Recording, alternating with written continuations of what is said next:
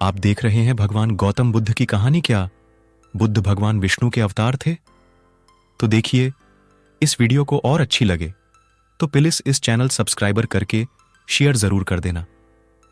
वैसे तो मैंने बुद्धावतार पर एक लघु लेख 3 वर्ष पूर्व 2017 में ही लिखा था, जिस पर कई मान्य विद्वानों की आपत्ति यह कहकर आई थी कि श्री पुरी शंकराचार्य जी आदि जब अजन पुत्र महात्मा बुद्ध को अवतार मानते हैं तो आप उनके साथ साथ शुद्धोदन पुत्र क्षत्रिय गौतम बुद्ध को क्यों अवतार मानते हैं। उस समय मेरे पास 2-4 प्रमाण थे अपने मत पक्ष में, किंतु विरोध इतना दृढ़ था कि मैं चुप रहा। 3 वर्षों के गहन शोध के बाद दुर्लभ सनातनी एवं बौद्ध ग्रंथों के अध्ययन के अनंतर आज उसी विषय पर विस्तृत प्रमाणों के साथ पुनः लेखन कर रहा हूं। बुद्धावतार के विषय में कुछ धारणाएं निम्न हैं। 1. सनातनी मानते हैं कि बुद्ध भगवान विष्णु के अवतार हैं। 2. बौद्ध मानते हैं कि बुद्ध स्वतंत्र हैं, किसी के अवतार नहीं।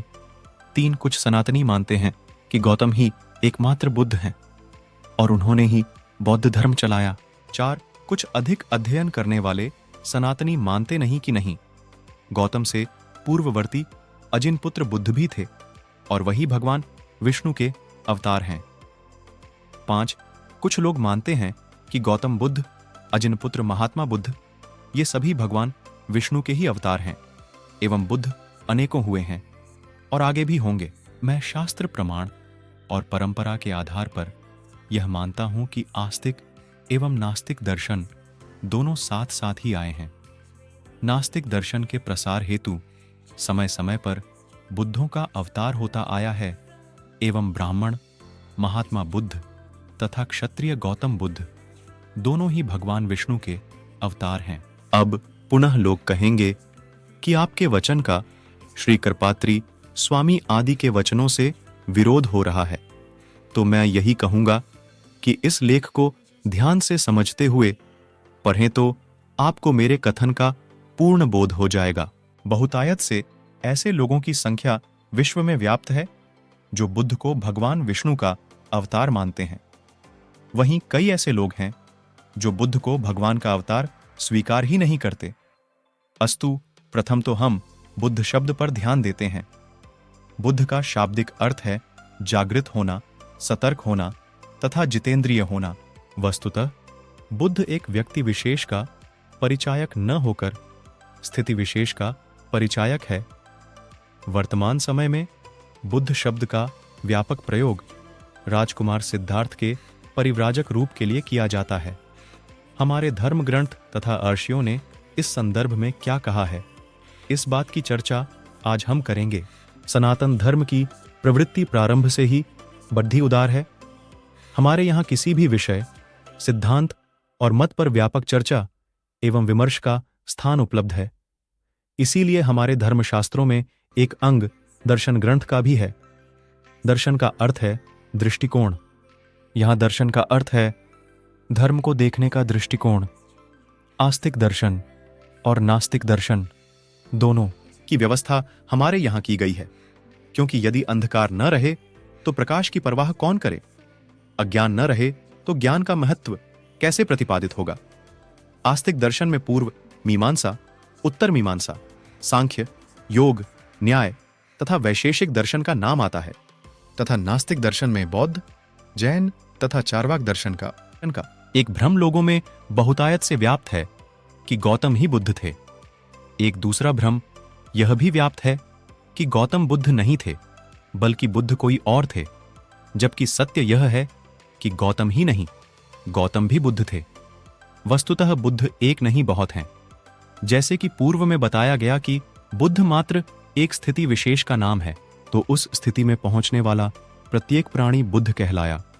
युगाधारित अवतारों में व्यास का कार्य है वेदों का विभाजन, पुराणों का संकलन तथा ग्रंथों का संरक्षण। बुद्ध का कार्य है समाज में जो लोग धर्म के नाम पर पाखंड तथा पशु हिंसा आदि करें, ऐसी आसुरी संपदा से युक्त पुरुषों को मायामय उपदेश के द्वारा सनातन से विमुख करना।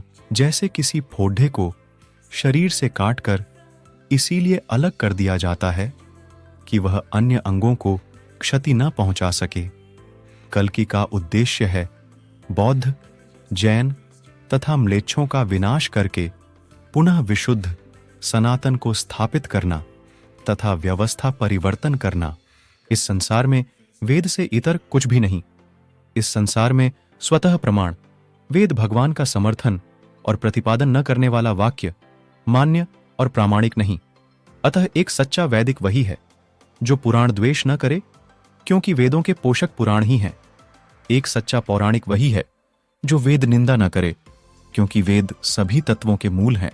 बुद्ध एक नहीं हुए हैं, अनेकों बुद्धों का आगमन हो चुका है तथा अनेकों बुद्ध आएंगे। प्रवीण, निपुण, अभिज्ञ, कुशल, मैत्रेय, गौतम, कश्यप, शक्र, अर्यमा, शाक्य सिंह, क्रतुभुक, कृति, सुखी, शशांक, निष्णात, सत्व, शिक्षित, सर्वज्ञ, सुनत, रुरु, मार्जित, बुद्ध, प्रबुद्ध आदि कई बुद्धों एवं बोधिसत्वों का वर्णन आता है। अब बौद्धावतार का कारण बताते हैं। कलयुग के आने पर मिस्र देश में उत्पन्न कश्यप गोत्रीय म्लेच्छों ने शिखा रखकर तथा जनेऊ धारण करके स्वयं को ब्राह्मण घोषित कर दिया तथा स्वयं भी वेद पाठ करते हुए देवताओं का पूजन करने तथा कराने लगे।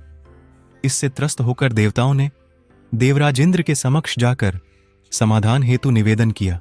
देवराज ने उनकी प्रार्थना पर उन असुर म्लेच्छों को मोहित करने के लिए बौद्ध मार्ग का विस्तार करके वेदों की निंदापरक ग्रंथों को लिखने के लिए 12 आदित्य के साथ कीकट में अवतार लिया।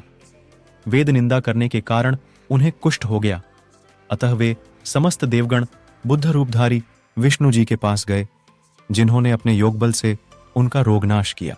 तो वस्तुतः बुद्ध का आगमन सनातन धर्म के अंदर जिन म्लेच्छों ने घुसपैठ कर रखी थी, उनके विनाश के लिए हुआ था। असुरों को मोहित करने के लिए बुद्ध का अवतार हुआ था।